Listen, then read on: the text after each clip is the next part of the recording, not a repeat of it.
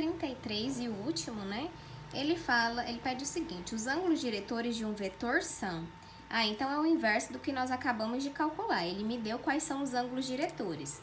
Então, eu conheço que o ângulo para x, toca em x, ele vale 45 graus. O ângulo que toca em y, ele vale 60 graus. E o ângulo que toca em z, ele vale 90 graus, certo? O que ele pede? 90 não, perdão, 120, tá? Então, vou mudar aqui, olha só. O que toca em z, ele vale 120 graus. Ótimo. O módulo do vetor vale 2, então ele quer saber quais são as componentes desse vetor. Eu sei, então, que como eu já sei que ele toca os 3 eixos, esse vetor A, ele vai ter as 3 componentes, certo? Eu vou ter uma componente para x, y e z. Ele já disse que o módulo desse vetor vale 2. Então, eu tenho essas características aqui. Eu conheço que a minha fórmula, eu tenho o cosseno do ângulo, que é igual a componente dividido pelo módulo do vetor, certo?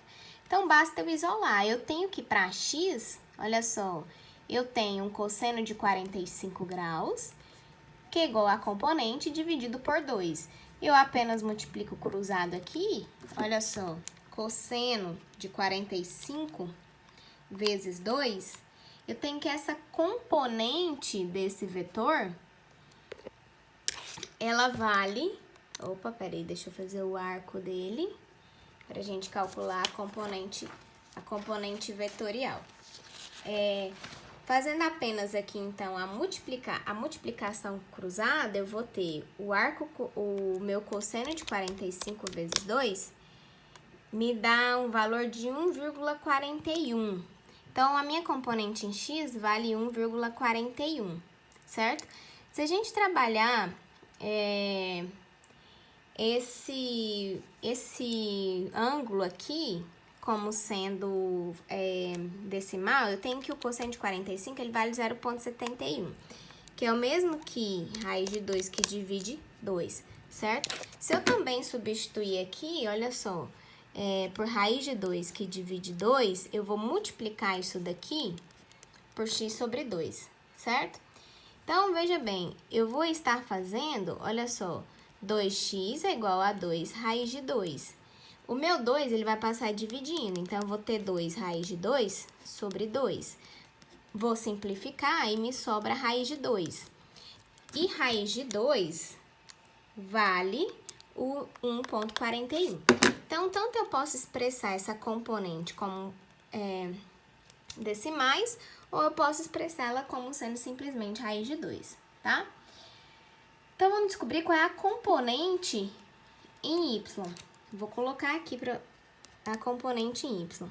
Então, eu vou ter que o cosseno de 60 graus, ele vale a minha componente que divide o módulo do vetor, que é 2. Eu sei que o cosseno de 60, ele vale meio. Vamos só dar uma conferida. O cosseno de 60, ele vale meio.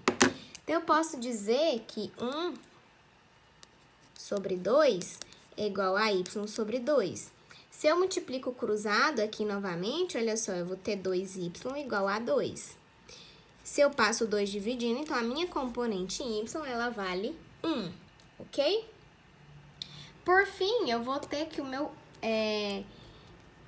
minha componente para z, ela vale o cosseno de 120, que é igual a minha componente dividido por 2. Cosseno de 120, ele vale menos meio.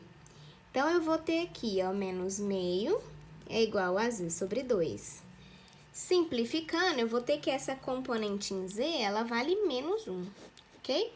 Então, aquele vetor que a gente conhecia somente o módulo dele, que vale 2, eu sei agora que esse vetor tem componentes, olha só, raiz de 2 para x, certo? 1 para y e menos 1 em z, ok? Se eu elevar essas componentes ao quadrado aqui, vamos só verificar. Raiz de 2 ao quadrado mais 1 ao quadrado mais menos 1 ao quadrado, olha só. Raiz de 2 ao quadrado, eu vou ter 2 mais 1, 3, 4, vai ser igual a 2. Raiz de 4 é 2, certo?